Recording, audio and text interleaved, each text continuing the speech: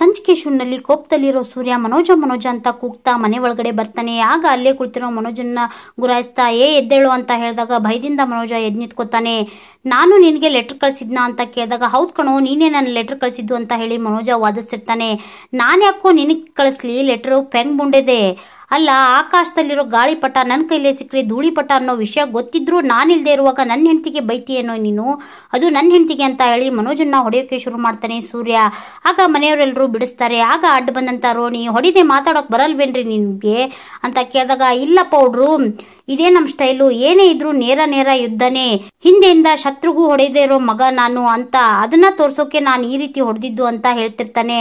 ಆಗ ಶಾಂತಿ ಆ ಲೆಟರ್ ಕಳ್ಸಿದ್ದು ಯಾರು ಅನ್ನೋ ವಿಷಯನ ಹೇಳ್ಬಿಡು ಅಂತ ಹೇಳಿದಾಗ ಯಾವ ಲೆಟರ್ ಸಕ್ರೆ, ಈ ಮೊಬೈಲ್ ಅಲ್ಲಿ ಮೆಸೇಜ್ ಮಾಡೋಕ್ಕೂ ಟ್ಯೂಷನ್ಗೆ ಹೋಗಿ ಬರ್ಬೇಕು ನಾನು, ಅಂತದ್ರಲ್ಲಿ ನಾನು ಈ ಪೆಂಗ್ ಬಂದಿದ್ದಕ್ಕೆ ಲೆಟರ್ ಕಳಿಸ್ತೇನಾ ಅಂತ ಕೇಳ್ತಾ ಇರ್ತಾನೆ.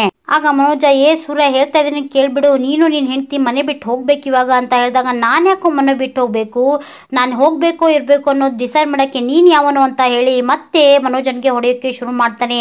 ಆಗ ಮತ್ತೆ ಮನೆಯವರೆಲ್ಲರೂ ಬಿಡಿಸ್ತಾರೆ. ಆಗ ಶಾಂತಿ ನಿನ್ಗೆ ಸುಮ್ಮನೆ ಇರೋಕೆ ಆಗಲ್ವೇನೋ ರೌಡಿ ಅಂತ ಹೇಳಿ ಸೂರ್ಯನ್ಗೆ ಬೈತಿರ್ತಾಳೆ. ಆಗಲ್ಲ ಸಕ್ರೆ ಆಗಲ್ಲ, ಅಲ್ಲ ಸ್ಕೂಲಲ್ಲೇ ಒಂದ್ ದಿವಸನೂ ಲೀವ್ ಲೆಟರ್ ಕೊಟ್ಟಿಲ್ಲ, ಯಾವ ಹುಡುಗಿಗೂ ಲವ್ ಲೆಟರ್ ಕೊಟ್ಟಿಲ್ಲ, ಅಂತದ್ರಲ್ಲಿ ಈ ಪೆನ್ ಬಡೋದಕ್ಕೆ ನಾನು ಇಷ್ಟುದ್ದ ಲೆಟರ್ ಬರೆದು ಕೊಡ್ತೀನ ಅಂತ ಹೇಳಿ ಮಾತಾಡ್ತಾ ಇರ್ತಾನೆ. ಆಗ ರೋಹಿಣಿ ಹಿಂದೆ ನಿಂತಿರೋ ಮನೋಜ ಕೊಡ್ತೀಯಪ್ಪ ನೀನು ಒಂಥರ ಮಳಗುಮ್ಮ ಇದ್ದಂಗೆ ಅಂತ ಹೇಳಿದಾಗ ಕೋಪದಲ್ಲಿರೋ ಸೂರ್ಯ ಮತ್ತೆ ಮನೋಜನ್ನ ಹೊಡೆಯೋಕೆ ಶುರು ಮಾಡ್ತಾನೆ. ಆಗ ಮನೋಜ ಭೀಮಾ ಭೀಮಾ ಅಂತ ಕೂಗ್ತಾ ಇರ್ತಾನೆ. ಆಗ ರಂಗನಾಥ್ ಅವರು ಏನೋ ಇಷ್ಟು ದಿವಸ ಅಮ್ಮ ಅಮ್ಮ ಅಂತ ಕೂಗ್ತಿದೆ, ಈಗ ಭೀಮಾ ಭೀಮಾ ಅಂತ ಕೂಗ್ತಿದೆಯಲ್ಲ, ಅವ್ನು ಭೀಮನ್ ತರನ ಇದ್ದಾನೆ ಬಕಾಸುರನ್ ತರ ಇದ್ದಾನೆ ಥೂ ಅಂತ ಹೇಳಿ ಬೈತಾ ಇರ್ತಾರೆ. ಆಗ ಮನೋಜ ಭೀಮನ್ ಹಿಂದೆ ಬಂದ್ ನಿಂತ್ಕೊಂಡು ಅಲ್ಲ ಅವ್ನು ನನ್ನ ಅಷ್ಟೊಂದು ಹೊಡಿತಾ ಇದ್ದಾನೆ, ನೀನ್ ನೋಡ್ಕೊಂಡು ಸುಮ್ನೆ ನಿಂತಿದೆಯಲ್ಲ, ದಿನಕ್ಕೆ 20 ಮೊಟ್ಟೆ ತಿಂತೀಯ, ಅವನ್ನ ಚಚ್ಚಿ ಬಿಸಾಕು ಅಂತ ಅವನ್ನ ಮಟ್ಯಾಶ್ ಮಾಡ್ಬಿಡು ಅಂತ ಹೇಳಿ ಭೀಮನ್ ಹೇಳ್ತಾ ಇರ್ತಾನೆ. ಆಗ ಕೋಪದಿಂದ ಸೂರ್ಯ ಮನೋಜನ್ನ ಗುರಾಯಿಸ್ತಾ ಅವನೇನೋ ನನ್ನ ಮಟ್ಯಾಶ್ ಮಾಡೋದು, ಮೊದಲು ನಾನಿನ್ನ ಮಟ್ಯಾಶ್ ಮಾಡ್ತೀನಿ ಆಮೇಲೆ ಅವನ್ನ ನೋಡ್ಕೋತೀನಿ ಅಂತ ಹೇಳಿ ಬರ್ತಾ ಇರ್ತಾನೆ. ಆಗ ಅವನ ಎದೆ ಮೇಲೆ ಕೈ ಇಟ್ಟು ಭೀಮಾ ನನ್ನೇ ಮುಟ್ತೀಯಾ, ನನ್ನನ್ನೇ ಹೊಡೆಯೋಷ್ಟು ಧೈರ್ಯ ಇದೆಯಾ ಅಂತ ಹೇಳಿ ಸೂರ್ಯನ ಮೇಲೆ ಎತ್ತಿಡ್ತಾನೆ. ಆಗ ಅದನ್ನೆಲ್ಲ ನೋಡಿ ಮನೆಯವರೆಲ್ರಿಗೂ ಶಾಕ್ ಆಗುತ್ತೆ. ಆಗ ಸೂರ್ಯ ಒಂದೇ ಒಂದು ಡಿಚ್ಚಿನ ಕೊಡ್ತಾನೆ. ಆ ಹೊಡೆತಕ್ಕೆ ಭೀಮಾ ಮನೋಜ ಇಬ್ರು ಬಿದ್ದು ಗೋಳಾಡ್ತಾ ಇರ್ತಾರೆ. ಆಗ ಮನೋಜ ಭೀಮನ್ನ ಬೈದು ಅಲ್ಲಿಂದ ಕಳಿಸ್ತಾನೆ. ಆಗ ಅಲ್ಲಿಗೆ ಬಂದ ಶಾಂತಿ ಏನೋ ನೀನು ದೊಡ್ಡ ಭೀಮಾ ಅಂತ ಹೇಳಿ ಕರ್ಕೊಂಬಂದೆಲ್ಲ, ಒಂದೇ ಒಂದು ಹೊಡೆತಕ್ಕೆ ಹೀಗಾಗ್ಬಿಟ್ಟ ಅಂತ ಹೇಳಿ ಬೈತಾ ಇರ್ತಾಳೆ. ಆಗ ಮನೋಜನ ಹತ್ರ ಓಡೋಡಿ ಬಂದ ರೋಣಿ ಮನೋಜ್ ಏನಾಯ್ತು ಎದ್ದೇಳಿ ಅಂತ ಹೇಳಿ ಎಬ್ಬಿಸ್ಕೊಂಡು ಕರ್ಕೊಂಡ್ ಬರ್ತಾಳೆ. ಆಗ ರಂಗನಾಥ್ ಅವರು ಬಾರೋ ಇಲ್ಲಿ ಅಂತ ಹೇಳಿ ಮನೋಜನ್ ಕರೆದಾಗ ಸೂರ್ಯ ಹೊಡಿತಾನೆ ನಾನು ಬರಲ್ಲ ಅಂತ ಹೇಳ್ತಾನೆ ಮನೋಜ. ಆಗ ರಂಗನಾಥ್ ಅವರು ಬಾರೋ ಹೊಡೆಯಲ್ಲ ಅಂತ ಹೇಳಿ ಕರೀತಾರೆ. ಆಗ ಮನೋಜ ಅಲ್ಲಿಗೆ ಬರ್ತಾನೆ. ಏನೋ ನೀವು ಹೊಡೆದಾಡ್ಕೊಂಡು ಸಾಯ್ತಾ ಇದ್ದೀರಲ್ಲ ಅಂತ ಹೇಳಿ ಸೂರ್ಯ ಹಾಗೂ ಮನೋಜನ್ಗೆ ಬೈತಾ ಇರ್ತಾರೆ ರಂಗನಾಥ್. ಆಗ ರಂಗನಾಥ್ ಅವರು ಮನೋಜನ್ಗೆ ನಿನಗೆ ಯಾಕೋ ಬಂತು ಇಂಥ ಕೆಟ್ಟ ಆಲೋಚನೆ, ಅವನು ನೀನು ಒಡ ಹುಟ್ಟಿದ ಅನ್ಕಣು ಅಂತ ಹೇಳ್ತಿರುವಾಗ ಆ ರೀತಿ ನಡ್ಕೊಂಡಿದ್ದಾನೇನಪ್ಪ, ಒಂದಿನಾನು ಅವನು ಯಾವಾಗ್ಲೂ ನನ್ನ ಹೊಡಿತಾನೆ ಇರ್ತಾನೆ, ನಾನು ಹಾಳಾಗೋದನ್ನೇ ಕಾಯ್ತಾ ಇರ್ತಾನೆ ಅವನು ಅಂತ ಹೇಳಿದಾಗ ಅವನು ಯಾಕೋ ಆ ರೀತಿ ಯೋಚನೆ ಮಾಡ್ತಾನೆ, ಎಲ್ರಿಗೂ ಅಮೃತನ ಕುಡಿಸಿ ಬೆಳೆಸಿದೀನಿ, ಅನರ್ಥ ಮಾತಾಡಿ ಅದನ್ನೆಲ್ಲ ಹಾಳು ಮಾಡ್ಕೋಬೇಡ, ನಿನ್ ದುಡ್ಡು ಹಾಳಾಗ್ಬಾರ್ದು ಅಂತ ಹೇಳಿ ಹೊಡೆದಾಡಿ ಬಡ್ದಾಡಿ ಅಂಗಡಿ ಮೇಲೆ ದುಡ್ಡು ಹಾಕಿ ನಿನ್ಗೆ ಅಂಗಡಿ ಕೊಡಿಸಿದಾನೆ ಅಂತ ಹೇಳ್ತಿರುವಾಗ ಅವ್ನ ಅಂಗಡಿ ಕೊಡಿಸಿದ ಅಂತ ಹೇಳಿ ಪದೇ ಪದೇ ಈ ಮನೇಲಿ ಮಾತು ಬರಬಾರ್ದು ಅಂತ ಮೊದಲೇ ಮಾತಾಗಿದೆ ಅಂತ ಶಾಂತಿ ಹೇಳಿದಾಗ ಹೌದು ಕಣೆ, ಅವ್ನು ಮಾಡಿರೋ ಒಳ್ಳೆ ಕೆಲಸ ನೀನು ಮಾತಾಡೋ ಹಾಗಿಲ್ಲ, ಆದ್ರೆ ಮಾಡಿರೋ ಸಣ್ಣ ಸಣ್ಣ ತಪ್ಪನ್ನ ಎತ್ತಿ ಆಡ್ಬೋದು, ಇದೆಂತ ನ್ಯಾಯ ಅಂತ ಹೇಳಿ ರಂಗನಾಥ್ ಅವರು ಮಾತಾಡ್ತಾ ಇರ್ತಾರೆ. ಆಗ ಶಾಂತಿ ಇಂಥ ಕ್ರಿಮಿನಲ್ ಆಲೋಚನೆ ಎಲ್ಲ ಇವನ್ ತಲೆಗೆ ಅಲ್ವಾ, ಈ ರೌಡಿ ತಲೆಗೆ ಅಲ್ವಾ ಬರೋದು ಅಂತ ಹೇಳಿದಾಗ ಹೌದು ನಾನು ಕ್ರಿಮಿನಲ್ಲೇ ಇರ್ಬೋದು, ಆದ್ರೆ ಅಣ್ಣ ತಮ್ಮರಿಗೆ ಮೋಸ ಮಾಡಿ ಅವ್ರ ಜೀವದ ಜೊತೆ ಚೆಲ್ಲಾಟ ಆಡೋ ಮನುಷ್ಯ ಅಲ್ಲ ಅಂತ ಹೇಳಿ ಸೂರ್ಯ ಹೇಳ್ತಿರ್ತಾನೆ. ಆಗ ಮನೋಜ ಮತ್ತ್ಯಾಕ ಅವ್ನು ನಿನ್ನ ಹೆಸರು ಹೇಳ್ದ, ಅಷ್ಟೇ ಅಲ್ಲ ಮೊಬೈಲ್ ಅಲ್ಲಿ ನಿನ್ ಫೋಟೋ ನೋಡಿದ ತಕ್ಷಣ ಇವನೇ ನನ್ನ ಕೈಗೆ ಲೆಟರ್ ತಂದು ಕೊಟ್ಟಿದ್ದು ಅಂತ ಹೇಳ್ದ, ಅದು ಅಲ್ದೇನೆ ಇವತ್ ಬೇರೆ ಒಂದ್ ಲೆಟರ್ ಕೊಟ್ಟು ಬಂದಿದ್ಯಾ, ಆ ಲೆಟರ್ ಅಲ್ಲಿ ನೀನು ನನ್ನ ಹುಡ್ಕೋಕೆ ಕಷ್ಟ ಆಗುತ್ತೆ ಅಂತ ಬರ್ದಿದ್ಯಾ ಅಂತ ಹೇಳ್ತಿರುವಾಗ ಯಾರೋ ನಿನ್ಗೆ ನನ್ನ ಹೆಸರು ಹೇಳಿದ್ದು ಅಂತ ಹೇಳಿ ಸೂರ್ಯ ಕೇಳ್ತಿರ್ತಾನೆ. ಆಗ ಮನೋಜ ಅದಿ ಬಿಟ್ಟಾಕು ನಾನು ಹೇಳಲ್ಲ, ಆದ್ರೆ ಆ ಲೆಟರ್ ಬರ್ತಿದ್ದು ನೀನೇ ಅಂತ ಹೇಳಿ ಒದಿಸ್ತಿರ್ತಾನೆ. ನೀನ್ ಹೇಳಿಲ್ಲ ಅಂದ್ರೆ ನಾನ್ ಬಿಡಲ್ಲ ಅಂತ ಹೇಳ್ತಿರ್ತಾನೆ ಸೂರ್ಯ. ಆಗ ರಂಗನಾಥ್ ಅವರು ರೋಹಿಣಿ ನೀನ್ ಹೇಳಮ್ಮ ಯಾರವನು ಸೂರ್ಯನ ಹೆಸರನ್ನ ಹೇಳಿದ್ದು ಅಂತ ಹೇಳಿದಾಗ ರೋಹಿಣಿ ಶಾಪ್ ಅಲ್ಲಿ ನಡೆದಿರೋದು ದೇವಸ್ಥಾನ ನಡೆದಿರೋದನ್ನೆಲ್ಲ ರಂಗನಾಥ್ ಅವ್ರ ಮುಂದೆ ಹೇಳ್ತಾಗ ಸೂರ್ಯ ಅಲ್ಲ ಅವ್ನ ಯಾವನೋ ಸನ್ಯಾಸಿ ಸ್ವಾಮೀಜಿ ಏನೋ ಹೇಳಿದ್ದಂತ ಹೇಳಿ ಅದನ್ನೆಲ್ಲ ನಂಬ್ಕೊಂಬಂದಿದಿಲ್ಲೋ ಅಯೋಗ್ಯ ಅಂತ ಹೇಳಿ ಮನೋಜನ್ಗೆ ಬೈತಾ ಈ ಮೂಢನಂಬಿಕೆಯಿಂದ ಹೊರಗಡೆ ಬಾ ಮೊದ್ಲು ಅಂತ ಹೇಳ್ತಾ ಇರ್ತಾನೆ. ಆಗ ಮೀನಾ ಹೌದು ನನ್ ಗಂಡ ಈ ಕೆಲಸ ಮಾಡೋರಲ್ಲ ಅಂತ ಹೇಳಿ ಮಾತಾಡ್ತಾ ಇರ್ತಾಳೆ. ಆಗ ಅಲ್ಲೇ ನಿಂತಿರುವ ಶ್ರುತಿ ಅಲ್ಲ ಅವ್ನ್ ಯಾರೋ ನಿಮ್ಗೆ ಯಾಕೆ ಪದೇ ಪದೇ ಲೆಟರ್ ಕಳಿಸ್ತಾ ಇದ್ದಾನೆ, ನಿಮ್ನ ಯಾಕೆ ಡಿಸ್ಟರ್ಬ್ ಮಾಡ್ತಾ ಇದ್ದಾನೆ, ಮೇ ಬಿ ನೀವೇನೋ ತಪ್ಪು ಮಾಡಿರ್ಬೇಕು ಅಂತ ಹೇಳ್ತಾಳೆ ಶ್ರುತಿ. ಆಗ ನಾನ್ಯಾವ್ ತಪ್ಪು ಮಾಡಿಲ್ಲ ಅಂತ ಹೇಳಿ ಹೇಳ್ತಾನೆ ಮನೋಜ. ಆಗ ಸೂರ್ಯ ಆಡುಮುಟ್ಟದ ಸೊಪ್ಪಿಲ್ಲ ಮನೋಜ ಮಾಡದ ತಪ್ಪಿಲ್ಲ ಅಂತ ಹೇಳ್ತಿರುವಾಗ ನಾನ್ಯಾವ ತಪ್ಪು ಮಾಡಿಲ್ಲ ಅಂತ ಹೇಳ್ತಿರ್ತಾನೆ ಮನೋಜ.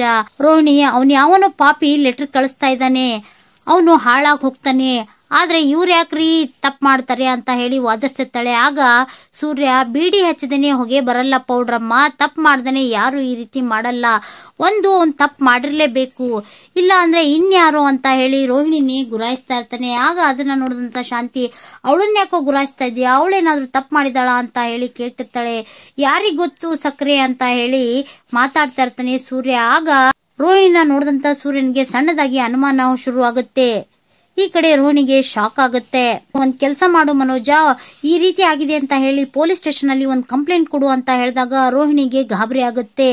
ಬೇಡಮ್ಮವ, ಆ ರೀತಿ ಏನಾದ್ರೂ ಮಾಡಿದ್ರೆ ಪೊಲೀಸರು ಮನೆಗೆ ಹಾಗೆ ಶಾಪಿಗೆಲ್ಲ ಬರ್ತಾರೆ, ಆಗ ಮನೆ ಊರವರೆಲ್ಲರೂ ನೋಡ್ತಾರೆ, ಸುಮ್ನೆ ತುಂಬಾ ತೊಂದರೆ ಆಗುತ್ತೆ ಅಂತ ಹೇಳಿದಾಗ ನಿಮಗೆ ಇಷ್ಟ ಬಂದಂಗ್ ಮಾಡಿ, ಆದ್ರೆ ಸಣ್ಣ ಸಣ್ಣ ಕಾರಣಕ್ಕೆ ಈ ರೀತಿ ಜಗಳ ಮಾಡಿ ಅಣ್ಣ ತಮ್ಮ ಸಂಬಂಧನ ಹಾಳು ಮಾಡ್ಕೋಬೇಡಿ, ಹಾಗೆ ಮನೆ ವಾತಾವರಣ ಹಾಳು ಮಾಡಬೇಡಿ ಅಂತ ಹೇಳ್ತಾ ರಂಗನಾಥ್ ಅವರು ಅಲ್ಲಿಂದ ಹೊರಡ್ತಾರೆ. ಈ ಕಡೆ ರವಿ, ಶ್ರುತಿ ಹಾಗೆ ಮನೋಜ, ರೋಹಿಣಿನೂ ಹೊಡ್ತಾ ಇರ್ತಾರೆ. ಆಗ ಮೀನಾ ಸೂರ್ಯನ ಹತ್ರ ಬಂದು ಏನ್ರಿ ಏನ್ ಯೋಚನೆ ಮಾಡ್ತಾ ಇದ್ದೀರಾ ಅಂತ ಕೇಳಿದಾಗ ಆ ಪೌಡ್ರಮ್ಮನ್ನ ಓರೆಗಣ್ಣಿಂದ ನೋಡ್ತಿರುವಾಗ ಯಾಕೋ ಒಂಥರ ಏನೋ ತಪ್ಪು ಮಾಡದಿರೋ ರೀತಿ ಕಾಣಿಸ್ತಾ ಇದ್ರು. ಆ ಪೌಡ್ರಮ್ಮನ ಹತ್ರ ಏನೋ ವಿಷಯ ಇದೆ ಕಣೆ, ಕಂಡು ಹಿಡಿಲೇಬೇಕು ಅಂತ ಮಾತಾಡ್ತಿರುವಾಗ ಅದನ್ನ ಮರೆಯಲ್ಲಿ ನಿಂತ್ಕೊಂಡು ರೋಹಿಣಿ ಕೇಳಿಸ್ಕೊತಾ ಗಾಬರಿ ಆಗ್ತಾಳೆ. ಆಗ ಮೀನಾ, ರೀ ಅಷ್ಟೊಂದ್ ಯಾಕ್ರಿ ಯೋಚನೆ ಮಾಡ್ತೀರಾ, ನಿಮ್ ಅಣ್ಣಂಗೆ ಲೆಟರ್ ಕೊಟ್ರಲ್ಲ, ಅದೇ ದೇವಸ್ಥಾನಕ್ಕೆ ಹೋಗಿ ಆ ಸ್ವಾಮೀಜಿನ ಹುಡ್ಕಾಡಿ, ಆ ಸ್ವಾಮೀಜಿ ಸಿಗ್ತಾರೆ ಅಂತ ಹೇಳಿದಾಗ ಹೌದ್ ಕಣೆ, ಆ ಸ್ವಾಮೀಜಿ ಸಿಕ್ಕರೆ ಆ ಕಳ್ಳನು ಸಿಕ್ಕಾಗೆ ಅಂತ ಮಾತಾಡ್ತಾ ಇರ್ತಾನೆ ಸೂರ್ಯ. ಮನೇಲಿ ನಡೆದಿರೋ ಎಲ್ಲ ವಿಷಯನೂ ರೋಹಿಣಿ ಪೂಜಾ ಮುಂದೆ ಹೇಳಿದಾಗ ಒಂದೇ ಒಂದ್ ಲೆಟರಿಂದ ನಿಮ್ ಮನೆ ಅಲ್ಲೋಲ ಕಲ್ಲೋಲ ಆಗ್ತಿದೆ ಅಲ್ವಾ ಅಂತ ಕೇಳ್ತಾಳೆ ಪೂಜಾ. ಮನೆ ಅಲ್ಲ ಕಡೆ, ನನ್ ಲೈಫೇ ಮುಳುಗ್ ಹೋಗ್ತಾ ಇದೆ, ಪಾಪ ಆದ್ರೂ ಈ ಅಪಾದನೆ ಸೂರ್ಯನ್ ಮೇಲೆ ಬರಬಾರ್ದಾಗಿತ್ತು ಅಂತ ರೋಹಿಣಿ ಮಾತಾಡ್ತಿರುವಾಗ ಯಾಕೆ ಅಂತ ಕೇಳ್ತಾಳೆ ಪೂಜಾ. ಆಗ ರೋಹಿಣಿ, ಆ ಸೂರ್ಯನೇನ್ ಸಾಮಾನ್ಯ ಅಂತ ಮಾಡಿದೀಯಾ, ಇದನ್ನ ಸುಳ್ಳು ಅಂತ ಪ್ರೂವ್ ಮಾಡೋಕೆ ಸತ್ಯದಿಂದೆ ಬೀಳ್ತಾನೆ. ಆಗ ವಿಷಯನ ಯಾರೇ ಆಗಿರ್ಲಿ ಹೇಗೆ ಇರ್ಲಿ ಕೆದಕಿ ತೆಗಿತಾನೆ. ಒಂದ್ ವೇಳೆ ಏನಾದ್ರೂ ಆ ದಿನೇಶನ್ ವಿಷಯ ಏನಾದ್ರೂ ಗೊತ್ತಾದ್ರೆ ಮುಗೀತು ನನ್ ಕತೆ. ಆಗ ಪೂಜಾ, ಹಾಗಿದ್ರೆ ಏನ್ ಮಾಡ್ಬೇಕು ಅಂತ ಪ್ಲಾನ್ ಮಾಡಿದ್ಯಾ ಅಂತ ಕೇಳಿದಾಗ ನೀನ್ ಒಂದ್ ಕೆಲ್ಸ ಮಾಡು ಪೂಜಾ, ಆ ಸೂರ್ಯನ್ ಕ್ಯಾಬ್ ನ ಬುಕ್ ಮಾಡಿ ಪ್ಯಾಸೆಂಜರ್ ರೀತಿ ಹಿಂದೆ ಕುತ್ಕೋ, ಹಾಗೆ ನನ್ ಫೋನ್ ಆಫ್ ಆಗಿದೆ, ಯಾರಿಗೋ ಫೋನ್ ಮಾಡ್ಬೇಕಿತ್ತು ಅರ್ಜೆಂಟ್ ಅಂತ ಅವ್ನ್ ಮೊಬೈಲ್ ಇಸ್ಕೊಂಡು ಅವ್ನ್ ಮೊಬೈಲ್ ಅಲ್ಲಿರೋ ನಮ್ಮತ್ತೆ ದುಡ್ಡು ಕದ್ದಿರೋ ಮಂಜನ್ ವಿಡಿಯೋ ಇದೆ, ಅದನ್ನ ನಿನ್ ಮೊಬೈಲ್ಗೆ ಶೇರ್ ಮಾಡ್ಕೋ ಅಂತ ಹೇಳಿದಾಗ ಅದಕ್ಕೂ ಇದಕ್ಕೂ ಏನೇ ಸಂಬಂಧ ಅಂತ ಕೇಳ್ತಾಳೆ ಪೂಜಾ. ಸಂಬಂಧ ಇದೆ ಕಣೆ, ಈ ವಿಡಿಯೋ ವಿಷಯ ಏನಾದ್ರೂ ಮನೆಗ್ ಗೊತ್ತಾದ್ರೆ ಸೂರ್ಯನ್ ಮನ್ಸು ಡೈವರ್ಟ್ ಆಗುತ್ತೆ, ಆಗ ಮಿನಿಮಮ್ 1 ತಿಂಗಳಂದ್ರೂ ಮನೆಯಲ್ಲಿ ಕಿಚ್ಚು ಹೊತ್ತುತ್ತೆ, ಆಗ ಎಲ್ರೂ ಆ ವಿಷಯನ ಮರೀತಾರೆ, ಆಗ ನಾನು ಕೂಡ ಸೇಫ್ ಆಗ್ತೀನಿ ಅಂತ ಹೇಳಿದಾಗ ಬ್ರಿಲಿಯಂಟ್ ತಲೆ ಕಡೆ ನಿಂದು, ಈ ತಲೆ ಏನಾದ್ರೂ ದೇಶಕ್ಕೆ ಯೂಸ್ ಮಾಡಿದ್ರೆ ದೇಶನಾದ್ರೂ ಉದ್ಧಾರ ಆಗ್ತಿತ್ತು ಅಂತ ಮಾತಾಡ್ತಾ ಇರ್ತಾಳೆ ಪೂಜಾ. ಹಾಗೆ ನೀ ನನ್ಗೆ ಇದೊಂದು ಹೆಲ್ಪ್ ಮಾಡೆ ಅಂತ ಕೇಳ್ತಿರುವಾಗ ಫ್ರೆಂಡ್ ಕಣೆ ನಾನು ಮಾಡೇ ಮಾಡ್ತೀನಿ ಅಂತ ಹೇಳ್ತಾಳೆ ಪೂಜಾ. ಲೆಟರ್ ಕೊಟ್ಟಿರೋ ಸ್ವಾಮೀಜಿನ ಹುಡ್ಕೋಕಂತ ಸೂರ್ಯ ಮನೋಜ್ ಬಂದಿರೋ ದೇವಸ್ಥಾನಕ್ಕೆ ಬಂದು ಸ್ವಾಮೀಜಿನ ಹುಡುಕ್ತಾ ಇರ್ತಾನೆ. ಆಗ ಸೂರ್ಯನ್ಗೆ ಪರಿಚಯದಿರೋ ಒಬ್ಬ ವ್ಯಕ್ತಿ, ಏನ್ ಸೂರ್ಯ ನಿನ್ ಹೆಸರಿರೋ ದೇವಸ್ಥಾನಕ್ಕೆ ಬಂದ್ಬಿಟ್ಟಿದ್ಯಾ ಅಂತ ಕೇಳಿದಾಗ ಹೌದು ನೀವೇನಿಲ್ಲಿ, ನಾನು ಈ ದೇವಸ್ಥಾನಕ್ಕೆ ಬರ್ತೀನಿ ಅಂತ ಆ ವ್ಯಕ್ತಿ ಹೇಳ್ತಾನೆ. ಹಾಗಿದ್ರೆ ಇಲ್ಲಿ ಒಬ್ಬ ಸ್ವಾಮೀಜಿನ ನೋಡಿದ್ರ ಅಂತ ಕೇಳಿದಾಗ ಓ ಆ ಸ್ವಾಮೀಜಿನ, ನಿಮಗೂ ನಾಮ ಹಾಕಿದಾನ ಅಂತ ಕೇಳಿದಾಗ ಓ ಇದು ನಿಜಾನೇ ಇರ್ಬೇಕು, ಅವನು ಯಾವ್ದೋ ಹುಡುಗಿಗೆ ಚುಡಾಯಿಸ್ತಾ ಇದ್ನಂತೆ, ಅದಕ್ಕೂ ಎಲ್ರು ಸೇರ್ಕೊಂಡು ಹೊಡೆದಿದ್ದಾರೆ, ಆ ವಿಡಿಯೋನ ನಾನು ಮಾಡ್ಕೊಂಡಿದ್ದೀನಿ ಅಂತ ತನ್ನ ಮೊಬೈಲ್ ಅಲ್ಲಿರೋ ವಿಡಿಯೋನ ಸೂರ್ಯನ್ಗೆ ತೋರಿಸ್ತಾನೆ. ಆಗ ಸೂರ್ಯನ್ಗೆ ತಾನು ಹೊಡೆದು ಜೈಲ್ ಕಳಿಸಿರೋ ವ್ಯಕ್ತಿ ಇವನೇ ಅಂತ ಗೊತ್ತಾಗುತ್ತೆ. ಆಗ ಸೂರ್ಯ ಈ ವಿಡಿಯೋನ ನನ್ನ ಮೊಬೈಲ್ಗೆ ಸೆಂಡ್ ಮಾಡ್ತೀರಾ ಬ್ರೋ ಅಂತ ಹೇಳಿದಾಗ ಆಯ್ತು ಅಂತ ಹೇಳ್ತಾನೆ ಆ ವ್ಯಕ್ತಿ. ಆಗ ಸೂರ್ಯ ಅವನಿಗೆ ಥ್ಯಾಂಕ್ಸ್ ಹೇಳಿ ಅಲ್ಲಿಂದ ಹೊರಡ್ತಾನೆ. ಈ ಕಡೆ ಕ್ಯಾಬ್ ಬುಕ್ ಮಾಡಿರೋ ಲೊಕೇಶನ್ಗೆ ಬಂದಿರೋ ಸೂರ್ಯ ಪೂಜನ ನೋಡಿ ಶಾಕ್ ಆಗುತ್ತೆ. ನೀವೇ ನಮ್ ಕ್ಯಾಬ್ನ ಬುಕ್ ಮಾಡಿದ್ದು ಅಂತ ಕೇಳಿದಾಗ ಯಾಕೆ ನಾನ್ ನಿಮ್ ಕ್ಯಾಬ್ನ ಬುಕ್ ಮಾಡಬಾರ್ದಾಗಿತ್ತಾ, ನಾನು ದುಡ್ಡೇ ಕೊಡೋದು ಅಂತ ಹೇಳ್ತಾಳೆ ಪೂಜಾ. ಕೊಡದೇ ಇದ್ರೆ ಬಿಡೋರು ಯಾರು ಅಂತ ಪೂಜಾನ ರೇಗಿಸ್ತಾ ಇರ್ತಾನೆ ಸೂರ್ಯ. ಆಗ ಕ್ಯಾಬ್ ಒಳಗಡೆ ಕುಂತಂತ ಪೂಜಾ ತನ್ನ ಮೊಬೈಲ್ನ ತಾನೇ ಆಫ್ ಮಾಡಿ ಯಾರಿಗೋ ಫೋನ್ ಮಾಡಿರೋ ರೀತಿ ಆಕ್ಟ್ ಮಾಡಿ ಓಹೋ ಫೈಲ್ ಕಳಿಸ್ಬೇಕಾ, ಅರ್ಜೆಂಟ್ ಇದೆಯಾ, ಕಳಿಸ್ತೀನಿ ಅಂತ ಮಾತಾಡ್ತಾ ಅಯ್ಯೋ ನನ್ನ ಮೊಬೈಲ್ ಆಫ್ ಆಗೋಯ್ತು, ಸೂರ್ಯ ಅವರೇ ಒಂದು ಕಾಲ್ ಮಾಡಬೇಕು, ಅರ್ಜೆಂಟ್ ಇದೆ, ನಿಮ್ಮ ಮೊಬೈಲ್ ಕೊಡ್ತೀರಾ, ಇಲ್ಲದೆ ಇದ್ರೆ ನನ್ನ ಕೆಲಸಕ್ಕೆ ತೊಂದರೆ ಆಗುತ್ತೆ ಅಂತ ಹೇಳಿದಾಗ ತಗೊಳ್ಳಿ ಅಂತ ತನ್ನ ಮೊಬೈಲ್ನ ಕೊಡ್ತಾನೆ ಸೂರ್ಯ.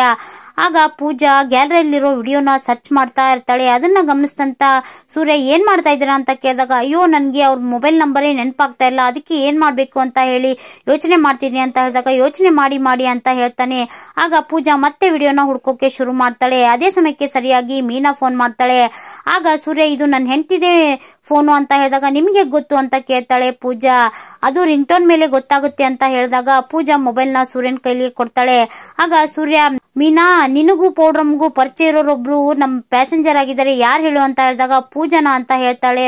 ಮೀನಾ, ನಿನಗೆ ಹೇಗೆ ಗೊತ್ತಾಯ್ತು ಅಂತ ಹೇಳಿದಾಗ ಅದೇನು ದೊಡ್ಡ ವಿಷಯನ, ಎಲ್ಲಿದ್ದೀರಾ ನೀವು, ಯಾವಾಗ ಬರ್ತೀರಾ ಅಂತ ಕೇಳ್ತಾ ಇರ್ತಾಳೆ. ಇಲ್ಲೇ ಇದ್ದೀನಿ ಕಣೆ, ಟ್ರಿಪ್ ಹೋಗ್ತಾ ಇದ್ದೀನಿ ಅಂತ ಹೇಳ್ತಿರ್ತಾನೆ. ಹಾಗೆ ಇನ್ನೊಂದು ವಿಷಯ ಕಣೆ, ಆ ಲೆಟರ್ ಕೊಟ್ಟಿದ್ದು ಯಾರು ಅನ್ನೋ ವಿಷಯ ನನಗೆ ಗೊತ್ತಾಯ್ತು ಅಂತ ಹೇಳಿದಾಗ ಅದನ್ನ ಕೇಳಿಸ್ಕೊಂಡಂತ ಪೂಜಂಗೆ ಶಾಕ್ ಆಗುತ್ತೆ.